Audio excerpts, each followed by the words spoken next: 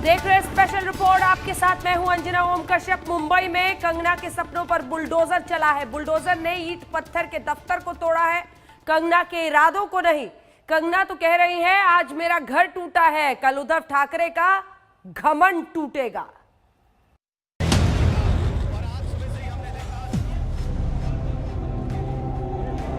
उद्धव ठाकरे, तुझे क्या लगता है कि तूने फिल्म माफिया के साथ मिलके मेरा घर तोड़ के मुझसे बहुत बड़ा बदला लिया है? आज मेरा घर टूटा है, कल तेरा घमंड। ये वक्त का पहिया है, याद रखना, हमेशा एक जैसा नहीं रहता। और मुझे लगता है कि तुमने मुझसे बहुत बड़ा एहसान किया है। मुझे पता तो था कि कश्मीरी पंडितों पे क्या बीती होगी, आज मैंने महसूस किया है। और आज मैं इस देश को वचन देती हूँ कि मैं सिर्फ अयोध्या पे ही, कश्मीर पे भी और अपने देशवासियों को जगाऊंगी, क्योंकि मुझे पता था हमारे साथ होगा तो होगा, लेकिन मेरे साथ हुआ है, इसका कोई मतलब है, इसके कोई मायने हैं। उद्धव ठाकरे, ये जो क्रूरता और ये जो आतंक है, अच्छा हुआ ये मेरे साथ हुआ, क्योंकि इसके कुछ मायने हैं। आज देश में कंगना रनौत और महाराष्ट्र सरकार के बीच छिड़ी सबसे तगड़ी जंग की चर्चा है, क्योंकि इस जंग में महाराष्ट्र सरकार ने कंगना का किला ढा दिया। जी हां, बीएमसी ने कंगना के दफ्तर पर ऐसा बुलडोजर चलाया कि कंगना को और उनका गुस्सा 7वें आसमान पर पहुंच गया। यकीनन ये कार्रवाई सिर्फ और सिर्फ बदले की कार्रवाई है। कंगना के सपनों का मंदिर टूटा तो उन्होंने महाराष्ट्र सरकार को बाबर और अपने घर को राम मंदिर बता दिया।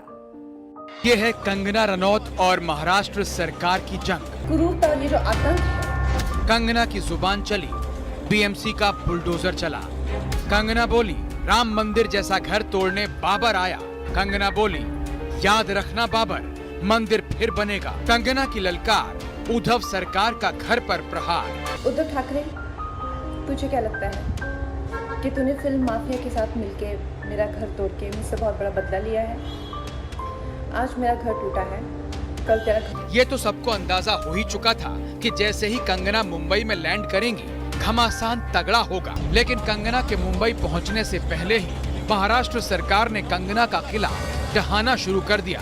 कंगना चंडीगढ़ में थी और गृह मंत्री अमित शाह से मिली वाई कैटेगरी की सुरक्षा के बीच एयरपोर्ट की तरफ बढ़ रही थी और मुंबई में बीएमसी कंगना के घर पर बुलडोजर और हथौड़े पटका रही थी। यकीनन ये बदले की कार्रवाई थी। जैसे ही महाराष्ट्र सरकार का बुलडोजर और हथौड़ा बोला, कंगना ने फिर से मुंह खोला।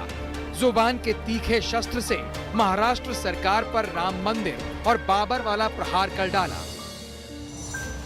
मणिकर्णिका फिल्म्स की पहली फिल्म अयोध्या की घोषणा हुई। ये मेरे लिए एक इमारत नहीं, राम मंदिर है। आज वहाँ बाबर आया है।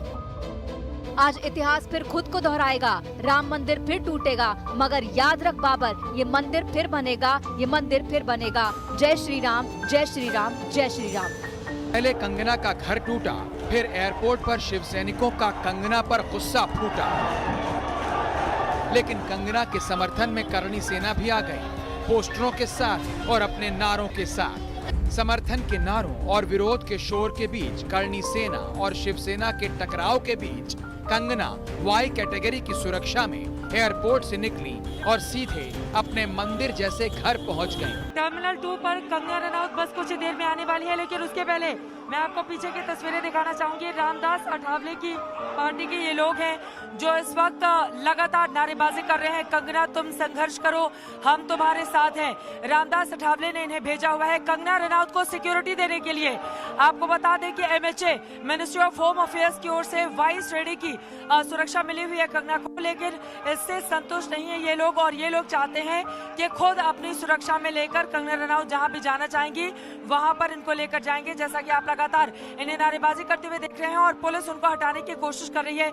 यहाँ पर काफी ज्यादा हलचल बढ़ रही है। मैं चाहूंगी पवन पुलिस उनको हटाने की कोशिश कर रही है। वो तस्वीरें दिखाएं जरा पीछे की तस्वीरें भी हमारे दर्शकों को दिखाएं। हम बताना चाहेंगे कि यहाँ पर देखिए किस तरह से सुरक्षा के इंतजाम किए गए हैं। ये मेन गेट है, यहीं से कंगना रनौत आएंगी। टर्मिनल 2 का ये वीवीआईपी अराइवल गेट है जहां से एग्जिट किया जाता है और यहाँ पर भी सुरक्षा के बेहद जबरदस्त इंतजाम किए गए हैं। काफी ज्यादा भीड़ है।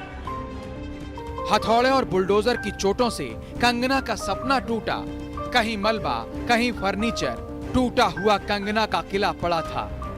महाराष्ट्र सरकार के हमले को कंगना ने कैमरे में कैद किया और जमाने को दिखाने के लिए उसको पोस्ट कर दिया। कंगना ने वीडियो के साथ महाराष्ट्र सरकार को चैलेंज भी किया और चेतावनी देते हुए ये भी कहा, अब तो राम मंदिर पर ही नहीं कश्मीर पर भी फिल्म बनाएंगी। और आज मैं इस देश को वचन देती हूँ कि मैं सिर्फ अयोध्या पे ही नहीं, कश्मीर पे भी एक फिल्म बनाऊंगी। कंगना और महाराष्ट्र की जंग का कंगना के मुंबई आने पर ऐसा आगाज हुआ, अब अंजाम क्या होगा? उद्धव सरकार और कंगना का एक दूसरे पर अगला वार क्या होगा? चंडीगढ़ से सत्येंद्र चौहान और मुंबई से मौसमी सिंह के साथ आज तक ब्यूरो। कंगना के आलिशान दफ्तर पर सुबह 10:30 बजे टीएमसी की टीम ने धावा बोल दिया। इस टीम के साथ बुलडोजर और क्रेन थी। तमाम लोग हथौड़े, ड्रिलिंग मशीन से लैस थे। ये पूरी टीम कंगना के दफ्तर पर टूट पड़ी। हथौड़े चलने लगे, बुलडोजर खिड़कियों और दरवाजों को नोचने लगा। ड्रिलिंग मशीन से दीवारों की सीमेंट तक उधेड़ दी गई। 2 घंटे में चमचमाता दफ्तर मलबे के ढेर में तब्दील हो गया। मणिकर्णिका पर टूटा बीएमसी का कहर, कंगना के सपने पर चला बुलडोजर, चमचमाता दफ्तर हुआ तहस नहस। कंगना के दफ्तर में बीएमसी की विध्वंस लीला।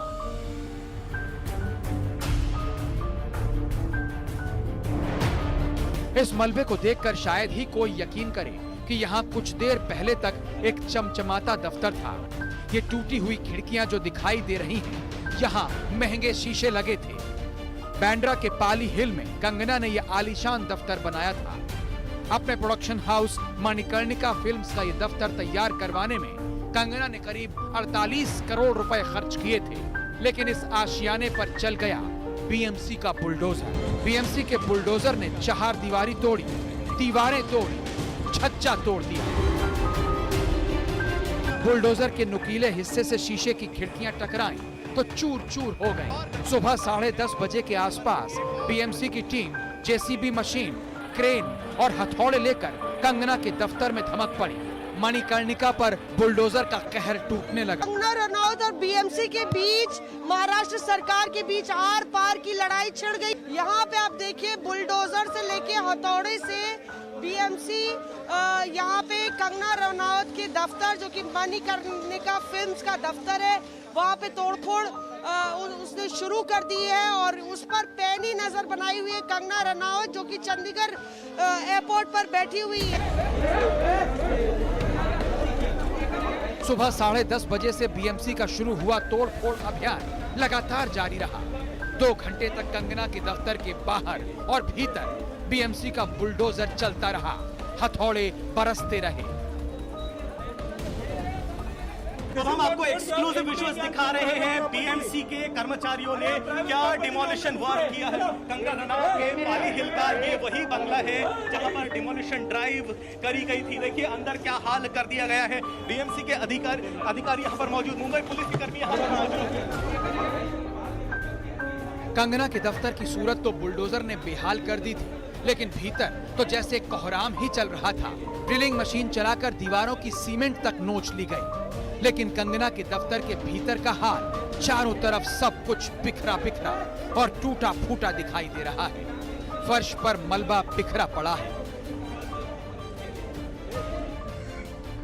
बाहर कड़ी सुरक्षा थी, फिर भी तमाम लोग बीएमसी की इस तोड़फोड़ को देखने के लिए वहां जमा हो चुके थे। लोगों में इस कार्रवाई को लेकर गहरा आक्रोश साफ दिखाई दे रहा था। ऐसा नहीं करने का, ये क्या सच बोलने का ये है? बोलिए। ये गलत है, ये गलत है, ये गलत है, ये गलत है। पूरा मुंबई मतलब नहीं, ये एक सच बोलने का ये अंजाम, ये गलत है। सच बोला ना, मुंह तोड़ बोला ना, इसलिए गलत है। बीएमसी ने अवैध निर्माण का हवाला देते हुए कंगना के दफ्तर को तोड़ फोड़ कर बराबर कर दिया। सुबह 10:35 पर कंगना के दफ्तर में बीएमसी की विध्वंस लीला शुरू हुई। दोपहर 12:40 पर बीएमसी की टीम दफ्तर से बाहर आई। बुलडोजर वहां से रवाना हुआ। 2 घंटे 5 मिनट में बीएमसी ने कंगना के इस दफ्तर का वो बुरा हाल कर दिया कि शायद कंगना भी पहचान न पाए कि ये उन्हीं का दफ्तर था।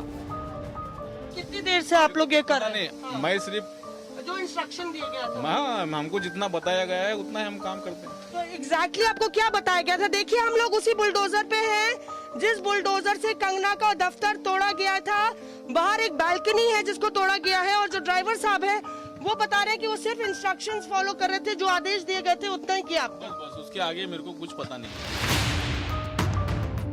कंगना के दफ्तर की हम आपको 2 तस्वीरें दिखा रहे हैं।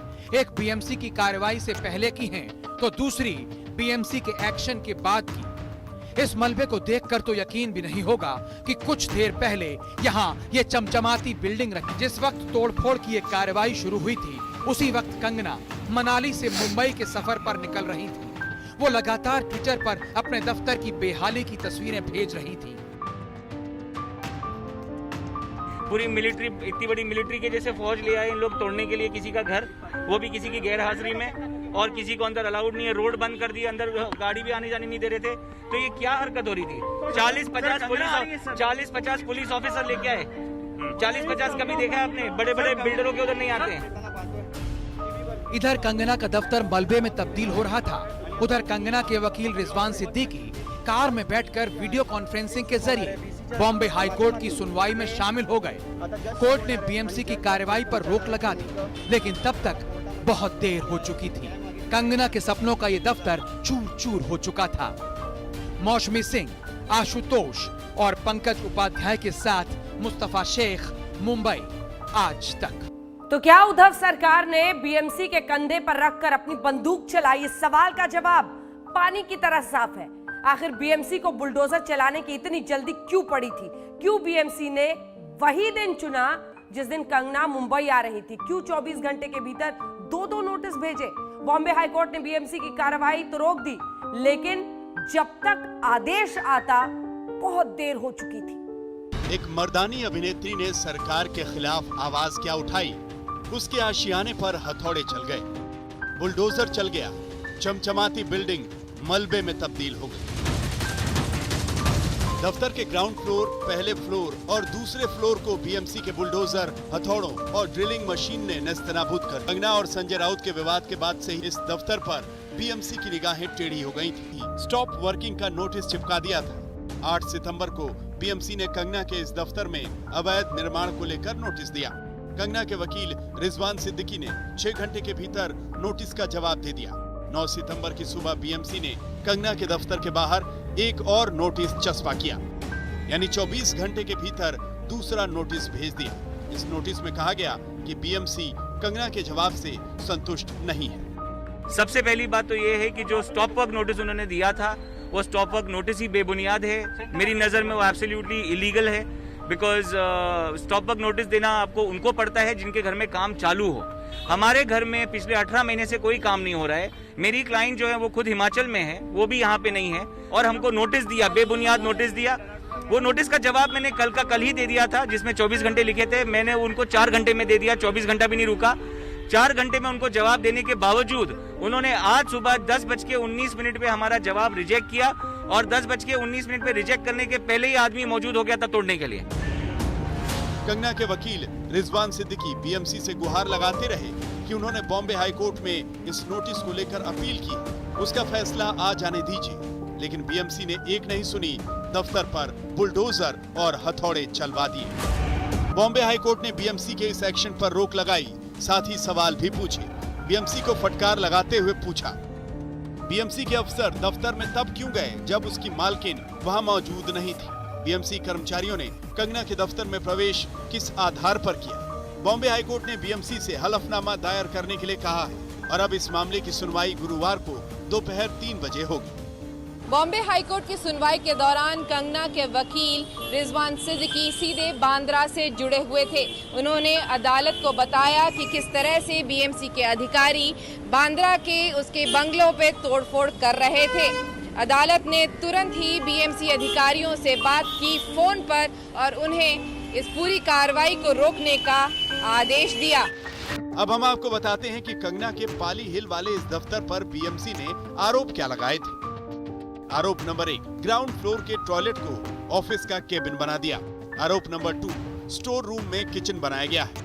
आरोप नंबर 3, स्टोर में सीढ़ियों के पास और पार्किंग एरिया में नए टॉयलेट बना दिए गए हैं। आरोप नंबर 4, ग्राउंड फ्लोर पर पेंट्री बनाई जा रही है। आरोप नंबर 5, पहले फ्लोर पर लिविंग रूम में केबिन बनाया जा रहा है। आरोप नंबर 6, पहले फ्लोर पर पूजा वाले कमरे में पार्टीशन करके केबिन बनाया गया।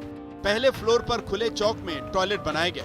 आरोप नंबर 8, दूसरे फ्लोर पर सीढ़ियों की स्थिति बदल दी गई। आरोप नंबर 9, पहले फ्लोर पर सामने की तरफ स्लैब बढ़ाया गया। आरोप नंबर 10, दूसरे फ्लोर पर दीवार हटाकर बालकनी बना दी गई। कंगना के दफ्तर में बुलडोजर चलाने से पहले बीएमसी के अधिकारियों कर्मचारियों ने उनके दफ्तर का मुआयना किया। वहां पर कई सारी चीजें देखी और उसके बाद नोटिस चस्पा करते हुए कहा कि घर के भीतर कई तरीके का निर्माण कार्य बीसीसी के खिलाफ है और जिस नक्शे को अनुमति मिली थी उसके खिलाफ है। और उसके बाद कार्रवाई करते हुए बीएमसी के अधिकारियों ने आज बुलडोजर चलाया, घर को तहस नहस कर दिया। हर हिस्सा जहां बीएमसी को लगता था कि अवैध निर्माण किया गया है उसे गिरा दिया गया। बीएमसी ने इस एक्शन से पहले अपने कागज पूरे कर लिए थे, लेकिन सारी दुनिया जानती है कि इस एक्शन के पीछे कौन है। कंगना और महाराष्ट्र सरकार के इस पंगे से मराठा क्षत्रप और सरकार में पार्टनर एनसीपी के मुखिया शरद पवार भी खुश नहीं। उन्होंने बीएमसी के इस एक्शन को गैर जरूरी बताया। मसला सियासी हुआ तो इस पर राजनीति भी तेज हो गई। अगर इलीगल कंस्ट्रक्शन है तो जरूर कार्रवाई होनी चाहिए, लेकिन सबके साथ ये कार्रवाई होती तो निश्चित रूप से उचित कार्रवाई होती। किसी ने आपके खिलाफ बात कही, इसलिए जब आप कार्रवाई करते हो तो ये कायरता है, बदले की भावना है और महाराष्ट्र में इस प्रकार की भावना का कोई सम्मान नहीं हो सकता। कंगना रनौत मुंबई और महाराष्ट्र के बारे में जो भी बातें कह रही हैं उससे हम सहमत नहीं हैं, लेकिन जिस तरीके से शिवसेना ने सारा कुछ काम धाम छोड़ के उसके पीछे एक अभियान शुरू कर दिया है वो बहुत ही गलत है। आज कंगना रनौत का जो कार्यालय था उसके ऊपर जो तोड़फोड़ की कार्रवाई हुई उसकी आवश्यकता नहीं थी। साफ दिख रहा है कि यह बदले की भावना से उत्पन्न है। बुलडोजर बेशक बीएमसी का था, आरोप बेशक अवैध निर्माण के थे, लेकिन इस एक्शन के पीछे कंगना और उद्धव ठाकरे सरकार के बीच का पंगा है। ये भला कौन नहीं जानता। कंगना को उनकी हिम्मत के लिए वाहवाही मिल रही है। ट्विटर पर #डेथ ऑफ डेमोक्रेसी ट्रेंड कर रहा है, यानी ये जंग अभी जारी है। क्योंकि मुझे पता था कि कश्मीरी पंडितों पे मौसमी सिंह, चित्रा त्रिपाठी के साथ आशुतोष मिश्रा, मुंबई, आज तक। और आज मैं कंगना और महाराष्ट्र सरकार की ये जंग तो कई दिनों से छिड़ी हुई है, लेकिन असली संग्राम तब हुआ जब कंगना ने कहा कि वो 9 सितंबर को मुंबई आ रही है। और जब कंगना रनौत गृह मंत्री अमित शाह की तरफ से मिली वाई कैटेगरी की सिक्योरिटी के साथ अपना घर मनाली से निकली तो महाराष्ट्र सरकार को ललकारते हुए और मनाली से लेकर मुंबई तक आज तक की टीम भी। संजय राउत जी, आपने मुझे हम जब बात करते हैं तो हम तू हरामखोर है, यानी तू बहुत नॉटी है। आपके लोग कह रहे हैं कि आप लोग मेरा जबड़ा तोड़ देंगे, आप लोग मुझे मार डालेंगे। गवर्नमेंट ऑफ महाराष्ट्र, उनकी वजह से ही आज यहाँ का फिल्म इंडस्ट्री सुरक्षित है। और संजय जी, मैं 9 सितंबर को आ रही हूँ। सरकार सुरक्षा देती है तो ये महाराष्ट्र सरकार की जनता देख, राज्य की जनता देख। महाराष्ट्र सरकार और शिवसेना के सांसद संजय राउत को जवाब देने के लिए, महाराष्ट्र की सत्ता से टकराने के लिए, अपने वचन पर कायम रहने के लिए महाराष्ट्र सरकार को 9 सितंबर का चैलेंज देकर कंगना 8 सितंबर को मनाली से मुंबई के लिए निकली। घर से निकलते वक्त भी कंगना के तेवर सख्त थे। रात उन्होंने अपने पुश्तैनी घर मंडी में गुजारी। इस बीच कंगना का कोरोना टेस्ट भी हुआ और रिपोर्ट नेगेटिव आई। अब कंगना मंडी से चंडीगढ़ के लिए निकली। मुंबई में अपने सपनों के मंदिर तक जाने के लिए रास्ते में कंगना ने मंदिर में मत्था टेका। कंगना सफर पर थी और बयानों के तीर दनादन चल रहे थे। शिवसेना के मुखपत्र ने मोर्चा खोला तो कंगना ने भी रास्ते से ही पलटवार किया। शिवसेना ने कंगना को मुंबा देवी का अपमान करने वाला बताया तो कंगना ने कहा कि वो 16 साल की उम्र से मुंबा देवी के दर्शन कर रही हैं। उन्हीं के आशीर्वाद से मुंबई में उनका घर है। मराठी और मुंबई का अपमान करने वाले सामना के हमले पर भी कंगना ने जवाब दिया। कंगना ने लिखा कि महाराष्ट्र ने मुझे सब कुछ दिया, और मैंने अपनी भक्ति और प्रेम से उसकी बेटी को भेंट किया। आज तक की टीम भी कंगना रनौत के साथ साथ थी। मनाली से यात्रा करके कंगना रनौत सीधे मुंबई जा रही हैं। आप देख सकते हैं सुरक्षा का पूरा कवच, उनकी बहन उनके साथ हैं। कंगना जा रही हैं। कंगना जाने से पहले कुछ कहना चाहेंगी? कंगना जिस तरीके से ये कंगना रनौत हैं, आप देख सकते हैं महाराष्ट्र सरकार और शिवसेना को सीधी चुनौती दी है। पहले मनाली गई थी, मनाली से सरकार घाट रात में रुकी अपने घर पर और वहाँ पर चली हैं। हालांकि कंगना ने अभी एक ट्वीट किया है और उसमें कहा है कि महाराष्ट्र सरकार को जो करना है वो कर ले। और आप देख सकते हैं ये साड़ी इन्होंने बांधी हुई है और एयरपोर्ट के अंदर पहुंच गई हैं सुरक्षा जांच के लिए। आप देख सकते हैं अभिनेत्री कंगना रनौत यहाँ पर लाव लश्कर के साथ पहुंची हैं और जिस तरह की चुनौती इन्होंने दी हुई थी महाराष्ट्र सरकार और शिवसेना को, अंदाज कहीं ना कहीं आप देख सकते हैं विवाद भी इस मामले पर था और ये देख सकते हैं सुरक्षा जांच में पहुंच गई हैं और अब सीधे 2:30 बजे यानी कि 2:50 पर मुंबई में लैंड करेंगी अभिनेत्री कंगना रनौत। मनाली से लेकर मुंबई तक, सड़क से लेकर गाड़ी तक, एयरपोर्ट से लेकर हवाई जहाज तक, अभिनेत्री कंगना रनौत लगातार शिवसेना और महाराष्ट्र सरकार को चुनौती देते हुए आगे बढ़ रही हैं। बीएमसी जहां मुंबई में उनकी इमारत पर कार्रवाई कर रही है, दफ्तर पर कार्रवाई कर रही है, तो देखिए फ्लाइट के अंदर की एक्सक्लूसिव तस्वीरें हम आपको दिखा रहे हैं। कंगना रनौत यहां पर बैठी हुई हैं और लगातार जो विवाद बना हुआ है महाराष्ट्र सरकार और शिवसेना को लेकर, और कंगना हालांकि अभी खामोश हैं लेकिन 4-5 मिनट पहले ही लगातार ट्वीट से सरकार और शिवसेना पर लगातार निशाना साध रही हैं। बाबर सेना और राम मंदिर की तुलना कर रही हैं। कुल मिलाकर जिस स्तर पर महाराष्ट्र सरकार और कंगना रनौत के बीच का ये विवाद चल रहा है, लग रहा है कि आने वाले समय में फिलहाल जल्दी नहीं थमेगा और ये विवाद कहीं ना कहीं लंबा रूप लेगा। दोपहर 12 बजे कंगना की फ्लाइट थी। कंगना ने चंडीगढ़ एयरपोर्ट से मुंबई के लिए फ्लाइट पकड़ी, लेकिन मुंबई में क्या चल रहा है, उनके घर पर बीएमसी कैसे प्रहार कर रही है, कंगना को पल पल की खबर थी, पल पल की जानकारी थी और कंगना करीब 2:30 बजे मुंबई पहुंच गई। कंगना रनौत ने हिमाचल में ही अपना कोरोना टेस्ट करवा लिया था और जिस तरीके से वो चुनौती देते आए हुए हैं, लग ऐसा रहा है ये लड़ाई लंबी चलेगी। आप देख सकते हैं उनका सामान यहाँ पर पूरा मौजूद है और यहाँ पर जो उनके सिक्योरिटी के इंचार्ज हैं, जो सुरक्षा कर्मी थे, वहाँ पर मौजूद हैं और ये कहा जा रहा है कि कंगना रनौत कहीं ना कहीं इस लड़ाई के लिए पूरी तरीके से तैयार होकर आई है। अब तक बीएमसी कंगना के घर पर तोड़फोड़ की कार्रवाई पूरी कर चुकी थी और कंगना का खून खौल रहा था। जैसे ही कंगना अपने घर में दाखिल हुई, उन्होंने पहला प्रहार सीधे मुख्यमंत्री उद्धव ठाकरे पर किया, ये कहते हुए कि आज मेरा घर टूटा है, कल उद्धव ठाकरे का घमंड टूटेगा। आज मेरा घर टूटा है, कल तेरा घमंड टूटेगा। ये वक्त का पहिया है, याद रखना। विद्या के साथ सत्येंद्र चौहान, मुंबई आज तक। कंगना रनौत ने सबसे पहले संजय राउत से पंगा लिया था। आज सुबह जब वो मुंबई के लिए निकली, तब से वो लगातार ट्विटर पर सक्रिय रही, महाराष्ट्र सरकार को चुनौती देती रही। अपने दफ्तर में हुई तोड़फोड़ की तस्वीरें ट्वीट करते हुए कभी कंगना ने पाकिस्तान लिखा, किसी तस्वीर के साथ लिखा बाबर और उसकी। रियल लाइफ की झांसी की रानी तो रियल लाइफ में भी झांसी की रानी की तरह उद्धव ठाकरे के आगे तनकर खड़ी हो गई। कंगना ने उद्धव सरकार के खिलाफ अपने ट्विटर हैंडल पर बहुत पहले से मोर्चा खोल रखा था। आज सुबह मुंबई के लिए रवाना होने से पहले सुबह कंगना ने ट्वीट किया, रानी लक्ष्मीबाई के साहस, शौर्य और बलिदान को मैंने फिल्म के जरिए जिया है। दुख की बात यह है कि मुझे मेरे ही महाराष्ट्र में आने से रोका जा रहा है। मैं रानी लक्ष्मीबाई के पद चिन्हों पर चलूंगी, ना डरूंगी, ना झुकूंगी। गलत के खिलाफ मुखर होकर आवाज उठाती रहूंगी। जय महाराष्ट्र, जय शिवाजी। इधर शिवसेना के प्रवक्ता संजय राउत ने कंगना का बिना नाम लिए एक ट्वीट किया, जिसमें उन्होंने कंगना पर मुंबा देवी के अपमान का आरोप मढ़ दिया। संजय राउत ने अपने ट्वीट में लिखा, शिवसेना छत्रपति शिवाजी महाराज और महाराणा प्रताप जैसे हिंदुओं के आदर्श विचारधारा का अनुसरण करती है। उन्होंने हमें महिलाओं का सम्मान करना सिखाया है। हालांकि कुछ लोग यह अफवाह फैला रहे हैं कि शिवसेना ने महिलाओं का जानबूझकर अपमान किया है। जो लोग इस तरह के आरोप लगा रहे हैं उन्हें यह नहीं भूलना चाहिए कि वह मुंबई और मुंबई की मुंबा देवी का अपमान कर रहे हैं। कंगना ने संजय राउत को ट्विटर पर ही जवाब भेजा, जिसमें लिखा, मैं 12 साल की उम्र में हिमाचल छोड़ चंडीगढ़ हॉस्टल गई, फिर दिल्ली में रही और 16 साल की थी जब मुंबई आई।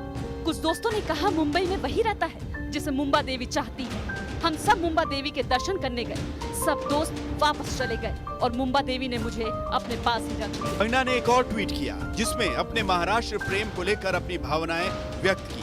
कंगना ने लिखा, ये मुंबई मेरा घर है। मैं मानती हूँ महाराष्ट्र ने मुझे सब कुछ दिया है, मगर मैंने भी महाराष्ट्र को अपनी भक्ति और प्रेम से एक ऐसी बेटी की भेंट दी है जो महाराष्ट्र शिवाजी महाराज की जन्मभूमि में स्त्री सम्मान और अस्मिता के लिए अपना खून भी दे सकती है। जय महाराष्ट्र। सुबह 10:34 पर कंगना के दफ्तर पर बीएमसी की टीम और मुंबई पुलिस का अमला पहुंचा तो कंगना ने ट्वीट करके लिखा, बाबर और उसकी फौज। कंगना ने इसके बाद अपने दफ्तर में हुई तोड़फोड़ की तस्वीरें ट्वीट की। एक तस्वीर को ट्वीट करते हुए उन्होंने लिखा, मैं कभी गलत नहीं थी और मेरे दुश्मनों ने इसे फिर साबित किया कि मुंबई अब पाक अधिकृत कश्मीर हो गया है। कंगना के दफ्तर पर बीएमसी की कार्रवाई के बाद से ही कंगना के समर्थन में ट्विटर पर death of democracy Mumbai hashtag trend करने लगा। कंगना के ट्वीट धड़ाधड़ रीट्वीट किए जा रहे थे। मेन स्ट्रीम मीडिया से लेकर सोशल मीडिया तक छाई थी कंगना रनौत। आज तक ब्यूरो। कंगना रनौत से महाराष्ट्र सरकार की ये जंग संजय राउत ने छेड़ी थी। अब कंगना मुंबई में है और उनका दफ्तर बीएमसी ने तहस नहस कर डाला है। तो क्या महाराष्ट्र सरकार ने अवैध निर्माण के बहाने कंगना से बदला लिया? इस मामले पर क्या कहते हैं संजय राउत, सुनिए। देखो, इस सरकार ने जो एक्शन लिया है, मैंने भी टीवी पे देखा है। वो सरकार, देखो सरकार है, बीएमसी है, एक अलग संस्था है, उसमें आप मुझे मत जोड़िए। सरकार को लगा होगा कोई इलीगल काम कहाँ हुआ है तो सरकार की तरफ से काम किया होगा। तो क्या हो गया?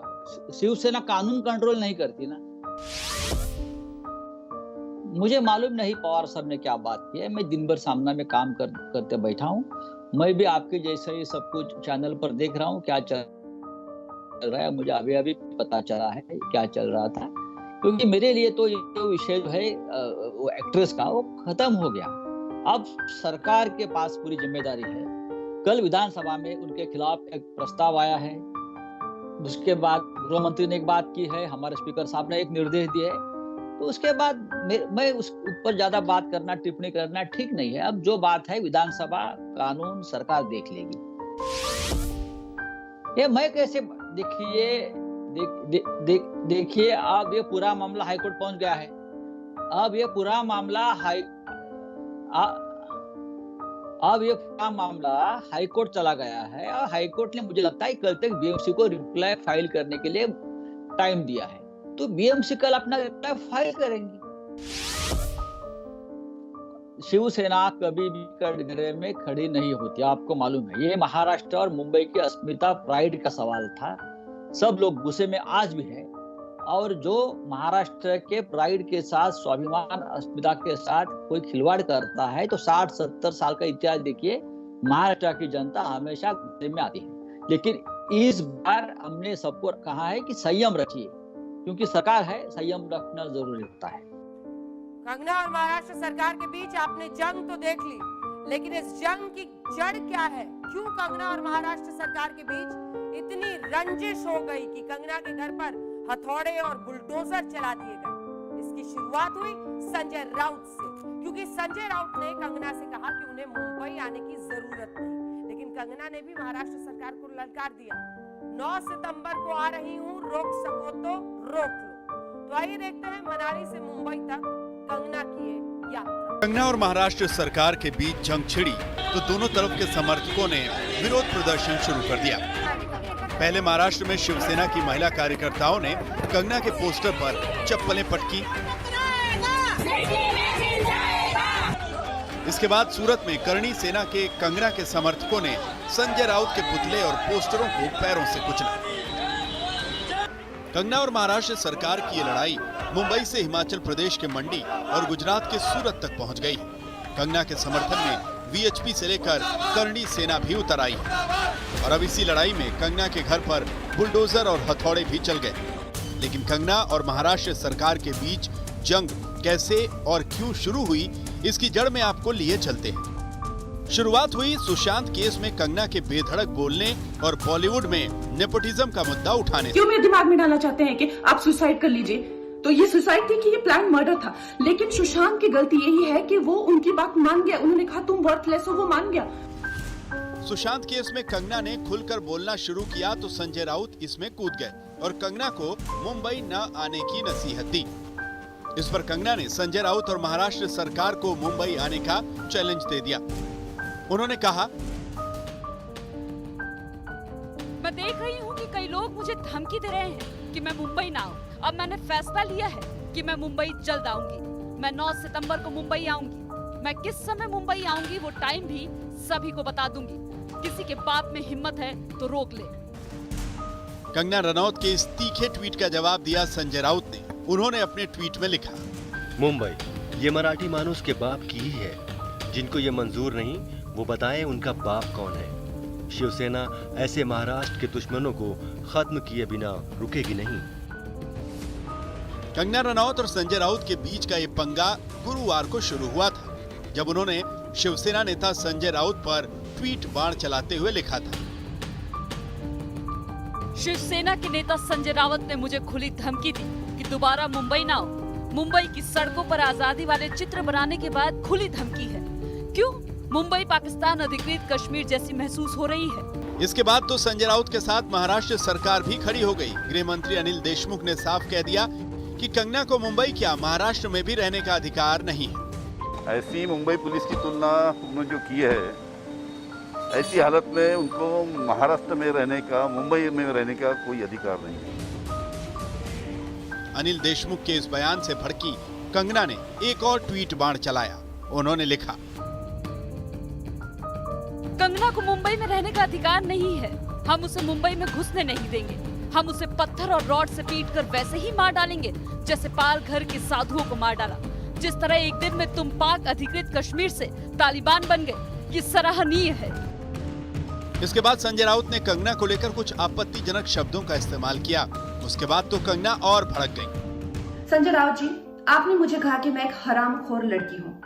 आप एक सरकारी मुलाजिम हैं, एक मंत्री, आप तो जानते ही होंगे कि इस देश में हर दिन नहीं हर घंटे कितनी लड़कियों के बलात्कार हो रहे हैं, कितनी लड़कियों का शोषण किया जा रहा है। उनकी बॉडीज काट के एसिड डाल के फेंक दी जा रही है। उनकी काम की जगहों पे उनको गालियां दी जा रही है, उनका अपमान किया जा रहा है। उनके खुद के पति उनके कान, नाक, मुंह, कान, जबड़े तोड़ रहे हैं। और आपको पता है इसका जिम्मेदार कौन है? इसका जिम्मेदार है ये जो मानसिकता आपने, जिसका भौंडा प्रदर्शन पूरे समाज के सामने, पूरे देश के सामने किया है, वो मानसिकता इसकी जिम्मेदार है। हमारे महाराष्ट्र में हम जब बात करते हैं तो हम तू हरामखोर है, यानी तू बहुत नॉटी है, नॉटी, और दूसरा है कि बेईमान है।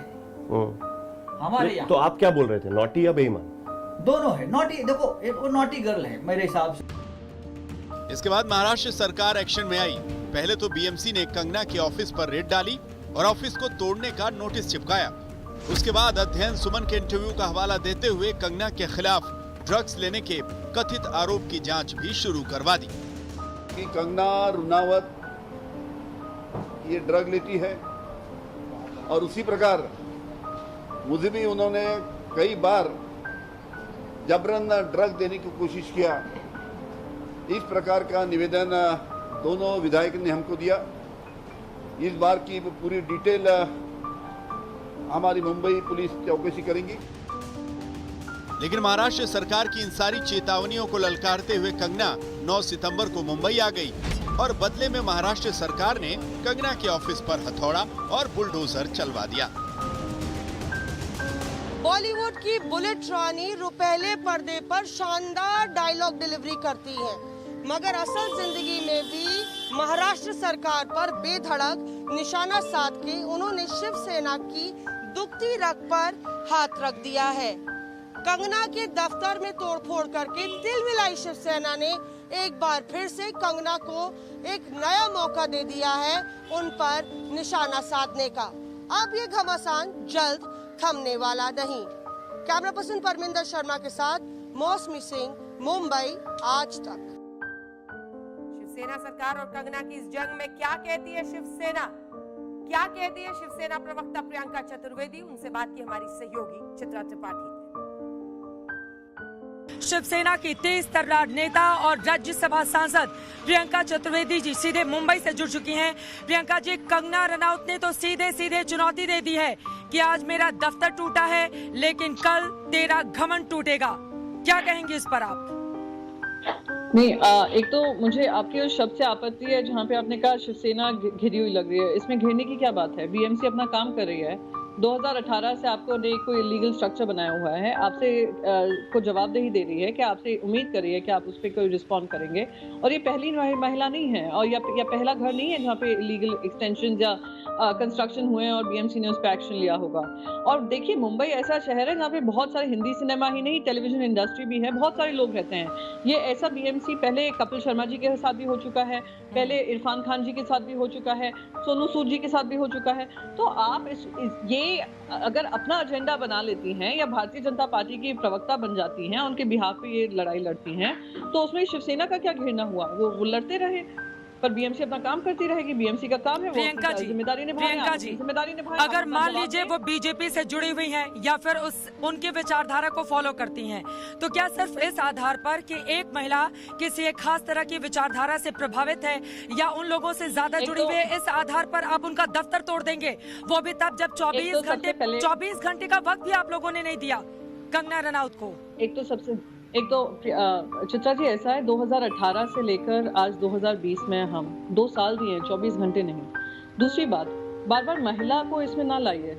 महिला भी हैं सक्सेसफुल, जो उन्होंने खुद ने अपने शब्दों में कहा है। उन्होंने दूसरों की औकात की बात की है, उन्होंने तू तड़ाके करके बातें की हैं। एक इलेक्टेड पर्सन जो कॉन्स्टिट्यूशनल पोजीशन पे है उस राज्य में, जिसने आपको नाम, शान और शोहरत दी, आप इस तरीके से इस लहजे में बात करते हैं, फिर कहते हैं किसकी औकात है कि कोई मेरा उखाड़ ले, किसके बाप की हिम्मत है कि मुझसे कोई पंगा ले ले। तो आप बार बार इसमें महिला कार्ड का कुछ नहीं होता। आप एक सक्सेसफुल पर्सन हैं जिन्होंने इलीगल कंस्ट्रक्शन अपने प्राइवेट स्पेस में किया है और बीएमसी सक्षम है, बीएमसी के म्युनिसिपल कमिश्नर हो, बीएमसी खुद हो, सक्षम है कि जहां जहां कार्रवाई करने की जरूरत है वहां पे कार्रवाई होगी। 2018 को आप 24 घंटे का बात कर रही हैं। अगर 24 घंटे में भी आप अपना हाईकोर्ट को नोटिस दे सकते थे कि आप इस पे स्टे लगाइए, और या जो भी आपके काम थे, पर आप लोग टीवी पे आकर बात कर रहे हैं, आप ट्विटर के माध्यम से बात कर रहे हैं। तो इस तरीके से आप हर चीज में बीएमसी को कटघरे में लाना, बीएमसी के सवालों का जवाब से उम्मीद करना, ये आई थिंक यहाँ पर आप 2 चीजें बोल रही हैं प्रियंका जी। पहला तो अब शब्दों का आप जिक्र कर रही हैं कि कंगना रनौत ने इस तरह की भाषा का इस्तेमाल किया। आपके वहां से जो आपके राज्यसभा सांसद हैं संजय राउत जी, उनकी ओर से जिस अभद्र भाषा का इस्तेमाल किया गया है वो किस तरह से असंसदीय है, इसका इस्तेमाल हम टेलीविजन चैनल पर नेशनल नहीं कर सकते। बाद में वो क्लैरिफाई करते हैं कि नहीं, मैंने तो नोटिस किया था। और दूसरी चीज, क्या 2018 में बीएमसी ने नोटिस दिया था कंगना रनौत को? क्या दिया गया था नोटिस? देखिए ऐसा है कि बहुत, मैं वो आपके पास डॉक्यूमेंट्स में भेज दूंगी, वो मुझे कोई दिक्कत नहीं है दिखाने में।